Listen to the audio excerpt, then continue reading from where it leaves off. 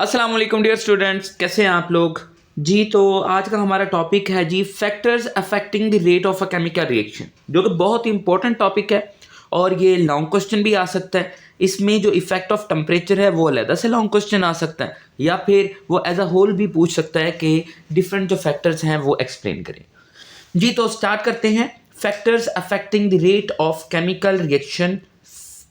तो इसमें तीन फैक्टर्स हमारे पास एक्सप्लेन किए गए हैं बुक में, लेकिन जो लिखे हुए हैं फैक्टर्स वो चार हैं।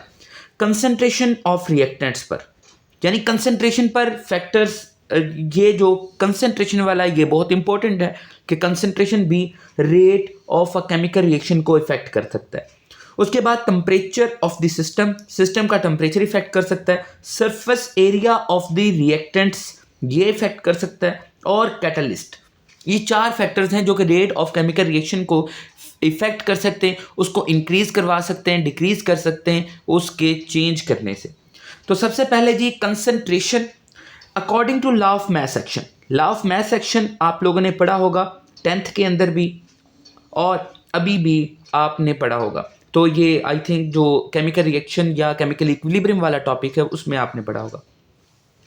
Rate of reaction is directly proportional to the concentration of reactants, यानी कंसंट्रेशन ऑफ रिएक्टेंट्स ज़्यादा होंगी तो रेट ऑफ केमिकल रिएक्शन ज़्यादा होगा, क्योंकि कंसंट्रेशन अगर ज़्यादा होंगी तो वो ज़्यादा चेंज होगी फॉरवर्ड रिएक्शन में, या ज़्यादा चेंज होगी इनटू प्रोडक्ट्स। अगर कंसंट्रेशन कम होगी तो वो कम चेंज होगी, क्योंकि कंसंट्रेशन ज़्यादा होगी तो number of molecules of reactant ज़्यादा होंगे। जब नंबर ऑफ मॉलिक्यूल ज़्यादा होंगे तो वो आपस में कोलाइड ज़्यादा करेंगे, और जब ज़्यादा कोलिजन होगी तो नंबर ऑफ इफेक्टिव कोलिजन होने के ज़्यादा चांसेस हैं, और जब नंबर ऑफ इफेक्टिव कोलिजन ज़्यादा होंगी तो प्रोडक्ट ज़्यादा बनेंगी, तो rate of chemical reaction indirectly ज़्यादा होगा। This is because greater the concentration, greater number of collisions. Concentration ज़्यादा, collision ज़्यादा between molecules and ultimate speed up a chemical reaction और rate of reaction बढ़ेगा। तो ये बेटा concentration पर dependence है इसकी। उसके बाद सेकंड नंबर पर जो हम फैक्टर एक्सप्लेन करेंगे, the very important temperature, effect of temperature. Increase in temperature, temperature को इंक्रीज करने से रेट ऑफ रिएक्शन, ये कॉन्सेप्ट यही है कि टेम्परेचर इंक्रीज करेंगे रेट ऑफ रिएक्शन ज़्यादा होगा, लेकिन वो कितना ज़्यादा होगा, कैसे ज़्यादा होगा, ये हमने एक्सप्लेन करना है। तो rate of reaction either doubles और triples for every 10 degree centigrade rise in temperature, यानी 10 डिग्री सेंटीग्रेड इंक्रीज करने से टेम्परेचर में जो रिएक्शन है रेट उसका डबल भी हो सकता है, ट्रिपल भी हो सकता है, वो डिपेंड करता है कि रिएक्शन किस सिचुएशन के अंदर है। एक्सप्लेनेशन इसकी देखें तो by increasing temperature, temperature increase करने से, by increasing temperature kinetic energy and thermal energy, kinetic energy भी मॉलिक्यूल्स की जिसको हम ई के से रिप्रेजेंट करते हैं, एंड थर्मल एनर्जी इंक्रीज होती है, and molecules collide more effectively, और वो मॉलिक्यूल्स जो होते हैं वो ज़्यादा इफेक्टिव से ज़्यादा एफिशिएंटली आपस में कोलाइड होते हैं और वो प्रोडक्ट के अंदर चेंज होंगे, तो रेट ऑफ रिएक्शन ज़्यादा होगा। अब इसमें बेटा एक्सप्लेनेशन ग्राफिकल दी हुई है कि ग्राफिकल एक्सप्लेनेशन क्या है, और इस कर्व को जो आपको अपनी बुक पर भी दिख रही होगी और इधर भी दिख रही है, इस कर्व को बोल्ट्जमैन डिस्ट्रीब्यूशन कर्व बोलते हैं, इसको बोल्ट्जमैन डिस्ट्रीब्यूशन कर्व बोलते हैं। The curve which explains the distribution of energies at certain temperature, किसी भी खास टेम्परेचर पर जो एनर्जीज की डिस्ट्रीब्यूशन को एक्सप्लेन करती है उसको बोल्ट्जमैन डिस्ट्रीब्यूशन कर्व बोलते हैं।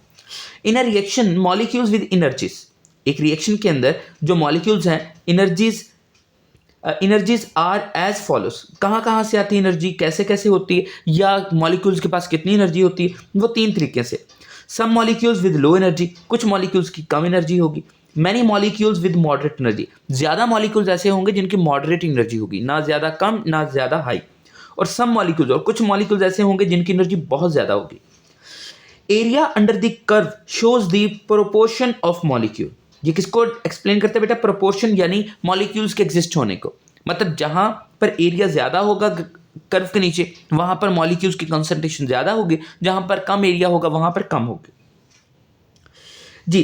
तो शेडेड रीजन, ये वाला रीजन, ये जो शेड किया हुआ है बेटा, ये shaded region shows molecules with greater energy than if activation energy. ये एरिया ये शो करता है कि मॉलिक्यूल्स की जो एनर्जी है वो एक्टिवेशन एनर्जी से ज़्यादा है। एक्टिवेशन एनर्जी क्या है? The minimum amount of energy required to initiate a chemical reaction. जो एक केमिकल रिएक्शन को इनिशिएट करने के लिए हमने दी, उससे जो ज़्यादा एनर्जी है वो बेटा शेडेड एरिया शो कर रहा है। तो इसमें शेडेड एरिया कम है। और ये ग्राफ जो बना हुआ है वो बेटा एट नॉर्मल टेम्परेचर या एट गिवन टेम्परेचर बना हुआ है। ये एट गिवन टेम्परेचर, कोई भी टेम्परेचर हो सकता है जो कि गिवन है, उस पे ये ग्राफ की एक्सप्लेनेशन दी हुई है। अब अगर हम कहते हैं कि एट हाई टेम्परेचर हमने कर लिया जी इंक्रीज। जब टेम्परेचर इंक्रीज करेंगे तो average kinetic energy of molecules बढ़ जाएगी। जब एवरेज काइनेटिक एनर्जी बढ़ेगी तो रिएक्टिंग मॉलिक्यूल्स जो होंगे वो मोर इफेक्टिवली आपस में कोलाइड करेंगे और चेंज हो जाएंगे प्रोडक्ट के अंदर। अब क्योंकि इनकी एनर्जी बढ़ गई है तो एनर्जी इनकी एक्टिवेशन एनर्जी की लिमिट भी क्रॉस कर जाएगी, यानी एक्टिवेशन एनर्जी के आगे चले जाएगा रिएक्शन। और जब आगे चला जाएगा तो हमारे पास इस बोल्ट्जमैन कर्व में जो शेडेड रीजन है वो भी इंक्रीज हो जाएगा।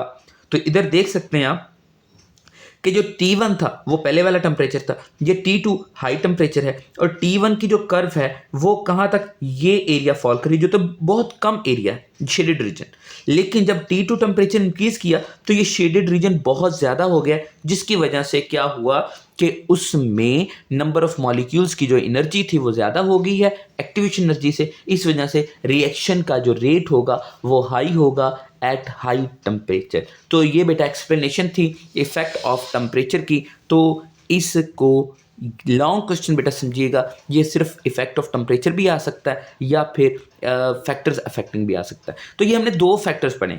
तो तीसरा बेटा फैक्टर जो है वो सरफेस एरिया। सरफेस एरिया सिर्फ क्योंकि बुक में एक्सप्लेन नहीं किया हुआ, लेकिन मैं वर्बली बता देता हूँ कि सरफेस एरिया अगर इंक्रीज करते हैं तो हमारे पास rate of chemical reaction increase होता है।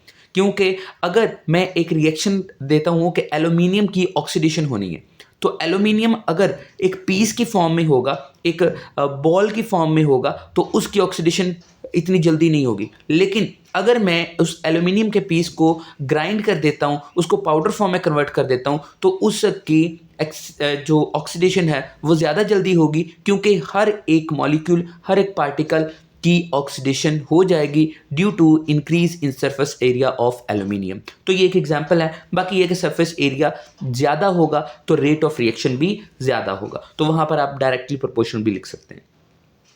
आगे जो कैटलिस्ट वाला है, इसको क्योंकि ये एक अलहदा से लॉन्ग क्वेश्चन है, अलहदा से टॉपिक है, तो इसको हम बाद में एक्सप्लेन करते हैं। थैंक यू सो मच बेटा, खुदा हाफिज़, दुआ में याद रखिएगा।